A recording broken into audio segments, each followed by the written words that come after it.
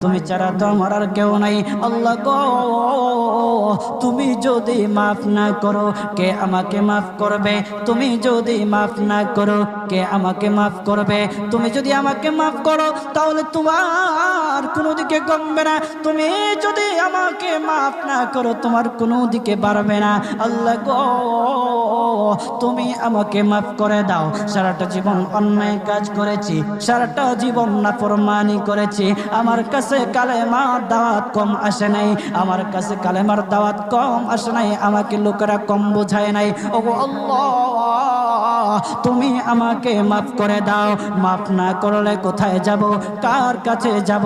বাবা যখন মারে তখন মার কাছে আশ্রয় নেওয়া যায়, মা যখন প্রহার করে তখন বাবার কাছে আশ্রয় নেওয়া যায়, বাবা মা যখন প্রহার করে তখন দুনিয়ার কারো না কারো কাছে আশ্রয় নেওয়া যায়। ওগো